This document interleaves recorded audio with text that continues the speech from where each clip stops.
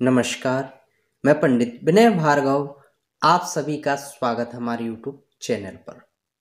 आज का विषय माघ माह शुक्ल पक्ष जया एकादशी कथा। हरि नारायण की कथा का श्रवण करने से परम पद की प्राप्ति होती है, मोक्ष की प्राप्ति होती है, पाप आदि कष्ट पीड़ा दूर होती है, हरि नारायण भगवान की शरणागति प्राप्त होती है। इस प्रकार से आनंद मंगलमय होकर के कथा का श्रवण करें। यदि आप चैनल पर नए हैं, चैनल को सब्सक्राइब कर लें, जिससे कि आपको शास्त्र के अनुसार जानकारी, उपाय, कथाएं प्राप्त होती रहें। बोलिए लक्ष्मी नारायण भगवान की जय। जया एकादशी कथा।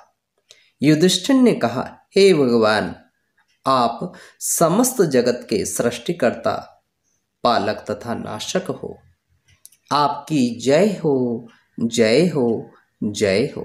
हे प्रभु, अब आप कृपा कर इसी माह के शुक्ल पक्ष की एकादशी का नाम और उसकी कथा का वर्णन कीजिए।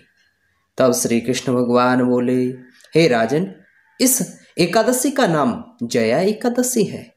इसका व्रत करने से ब्रह्म हत्या के पाप से भी मुक्ति मिलती है तथा भूत प्रेत पिशाच की बुरी योनियों से छूटकर स्वर्ग को प्राप्त करती हैं। हे युधिष्ठिर, इस संबंध में मैं आपसे एक कथा कहता हूं, जिनका वर्णन पद्म पुराण में किया गया है। एक दिन इंद्र नागलोक में राज्य करता था। तब एक दिन अमृत पान कर अप्सराओं के साथ नंदन वन में आकर क्रीड़ा करने लगा।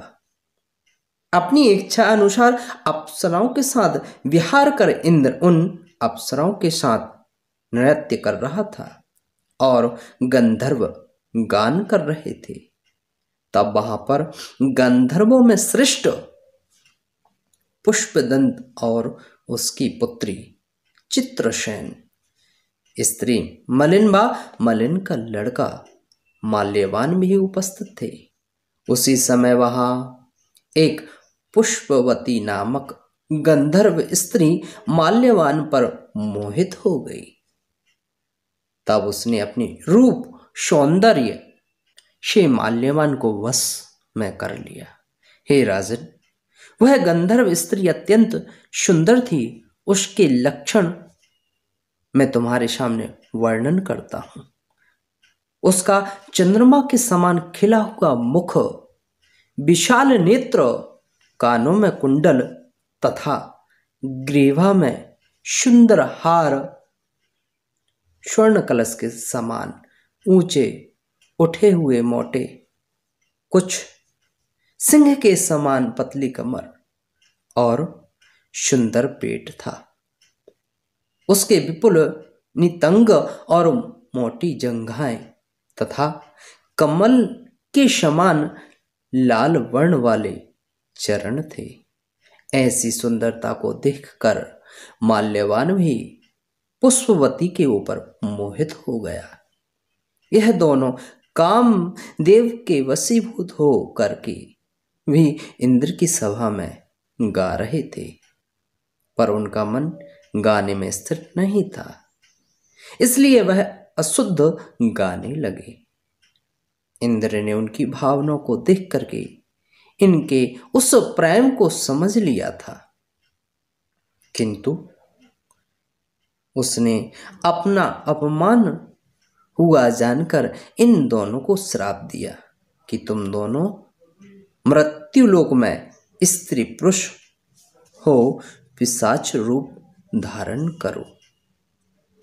जब वे दोनों इंद्र के श्राप से हिमालय पर्वत पर पिशाच रूप धारण कर स्त्री पुरुष के रूप में दुख भोगने लगे, उस समय उन्हें गंधर्व रस, स्पर्श इत्यादि का कुछ भी ज्ञान नहीं रहा।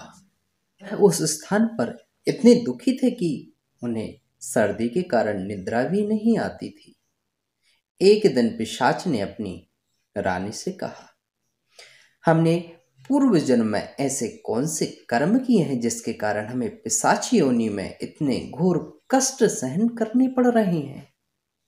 इस प्रकार वे दोनों अत्यंत दुख सहते हुए उसी स्थान पर जीवन व्यतीत कर रहे थे।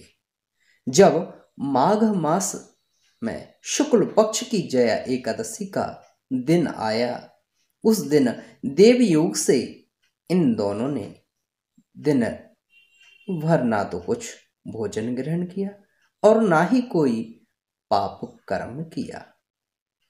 केवल फल फूल खाकर के ही रात को सर्दी के मारे एक पीपल के नीचे बैठकर जागरण करते हुए रात्रि व्यतीत की।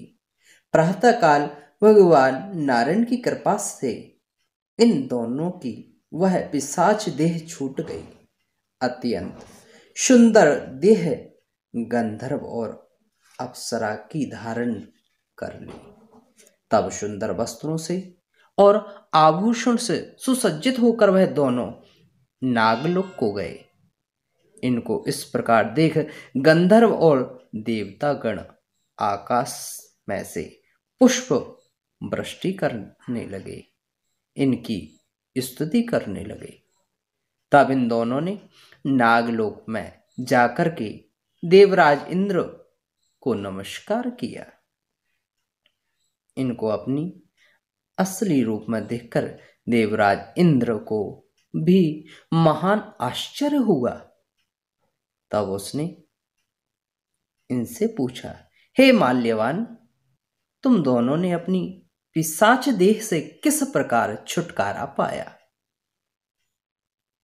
सो सब बताइए मुझे। माल्यवान बोला, हे देवेंद्र, भगवान विष्णु की कृपा एवं जया एकादशी के व्रत के प्रभाव से पुण्य से हमारी वह पिशाच देह छूट गई है। यह सुनकर इंद्र ने कहा, हे माल्यवान, एकादशी व्रत करने तथा विष्णु नारायण के कृपा पात्र होकर पिशाच देह त्याग कर तुम दोनों पवित्र हो गए हो। अब तुम इस पुष्पवती के साथ रहकर विहार करो। हे युधिष्ठिर, इस जया एकादशी के व्रत करने से मनुष्य बुरी योनियों से मुक्ति पाकर के स्वर्ग को प्राप्त करते हैं। तनिक बीच में संदेह न समझो, यह हरि नारायण की कृपा प्राप्त होती है। तो श्रद्धा भक्ति भाव से कथा का श्रवण करें, एकादशी व्रत करें, दान करें, दीप दान करें। इस प्रकार से आपको आनंदमयी कथा का रसपान करने को मिलता रहे, अनेक शास्त्र अनुसार जानकारी प्राप्त होती रहे। YouTube चैनल को सब्सक्राइब करना ना भूलें। श्री राधे राधे।